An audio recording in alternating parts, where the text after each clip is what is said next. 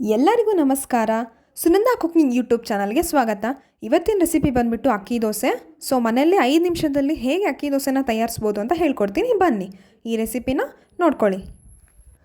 ಮೊದಲು ನಾವು 2 ಕಪ್ ಆಗೋಷ್ಟು ಅಕ್ಕಿ ಹಿಟ್ಟನ್ನು ಈ ರೀತಿ ಮಿಕ್ಸಿ ಗ್ರೈಂಡರ್ಗೆ ಹಾಕೊಳ್ತಾ ಇದ್ದೀನಿ. ಜೊತೆಗೆ ಸ್ವಲ್ಪ ರುಚಿಗೆ ತಕ್ಕಷ್ಟು ಉಪ್ಪನ್ನು ಕೂಡ ಹಾಕೊಳ್ತಾ ಇದ್ದೀನಿ. ನೋಡಿ, ಇದಕ್ಕೆ ನೀರು ಹಾಕ್ಬಿಟ್ಟು ಗಂಟಿಲ್ದೇ ಇರೋ ನುಣ್ಣಗೆ ರುಬ್ಕೋತಾ ಇದ್ದೀನಿ. ರುಬ್ಬಿದ ಮೇಲೆ ಟೆಕ್ಸ್ಚರ್ನ ನೀವು ನೋಡ್ತಾ ಇರ್ಬೋದು. ದೋಸೆ ಮಾಡೋದಕ್ಕೆ ಮಾತ್ರ ಪರ್ಫೆಕ್ಟಾಗಿರುತ್ತೆ. ಇವಾಗ ರುಬ್ಬಿರೋವಂಥ ಹಿಟ್ಟನ್ನು ಒಂದು ಪಾತ್ರೆಗೆ ಹಾಕ್ಕೊಳ್ತಾ ಇದ್ದೀನಿ. ಅದಕ್ಕೆ ಸ್ವಲ್ಪ ನೀರು ಕೂಡ ಬೆರೆಸ್ತೀನಿ. ಆಮೇಲೆ ಇವಾಗ ನೋಡಿ, ಕಟ್ ಮಾಡಿರೋವಂಥ ಈರುಳ್ಳಿನ ಹಾಕ್ಕೊತಾ ಇದ್ದೀನಿ. ಚಿಕ್ಕ ಚಿಕ್ಕದಾಗಿ ಚಾಪ್ ಮಾಡಿ ಇಟ್ಕೊಂಡಿದ್ದೀನಿ, ಅದಕ್ಕೋಸ್ಕರ ಹಾಕ್ಕೊಂಡೆ.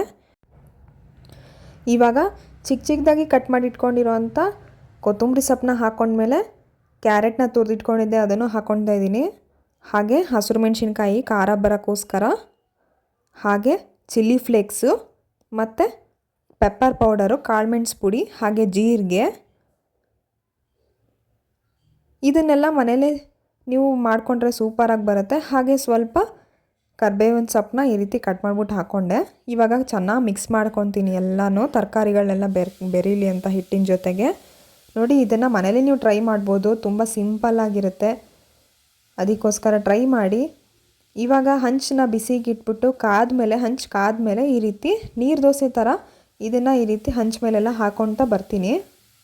ಬೇಯೋಕ್ಕೇನಿಲ್ಲ ಅಂದರೂ ಒಂದು 3 ಮಿನಿಟ್ಸ್ ಸಾಕು. ಅದ್ರ ಮೇಲೆ ಲಿಡ್ನ ಕ್ಲೋಸ್ ಮಾಡಿಬಿಟ್ಟು ಇಡ್ತೀನಿ, ಸ್ವಲ್ಪ ಎಣ್ಣೆನ ಹಾಕ್ಬಿಟ್ಟು.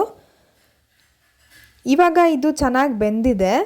3 ನಿಮಿಷ ಆದಮೇಲೆ ತೆಗಿತೀನಿ. ನೋಡಿ, ಎಷ್ಟು ಬ್ರೌನಾಗಿ ಎಷ್ಟು ಕ್ರಿಸ್ಪಿಯಾಗಿ ಬರುತ್ತೆ ಅಂದರೆ ದೋಸೆ ಅಂತೂ ಸೂಪರಾಗಿರುತ್ತೆ. ಇದಕ್ಕೆ ಕಾಂಬಿನೇಷನ್ ಆಗಿ ಕೊಬ್ಬರಿ ಚಟ್ನಿ ಮತ್ತು ಕೆಂಪು ಚಟ್ನಿ ಇಟ್ಕೊಂಡು ತಿಂದರೆ ಸೂಪರಾಗಿರುತ್ತೆ. ಇದನ್ನು ನೀವು ಟ್ರೈ ಮಾಡಿ, ಹಾಗೆ ನಮಗೆ ಕಮೆಂಟ್ ಮಾಡಿ. ಇದೇ ಥರ ಹೊಸ ಹೊಸ ರೆಸಿಪಿಗಳನ್ನ ನಾವು ನಿಮಗೆ ಮಾಡಿ ತೋರಿಸ್ತಾ ಇರ್ತೀವಿ. ಅದಕ್ಕೋಸ್ಕರ ಸುನಂದಾ ಕುಕಿಂಗ್ ಯೂಟ್ಯೂಬ್ ಚಾನಲ್ಗೆ ಸಬ್ಸ್ಕ್ರೈಬ್ ಮಾಡ್ಕೊಳ್ಳಿ, ಲೈಕ್ ಮಾಡಿ, ಶೇರ್ ಮಾಡಿ, ಕಮೆಂಟ್ ಮಾಡಿ. Thank you.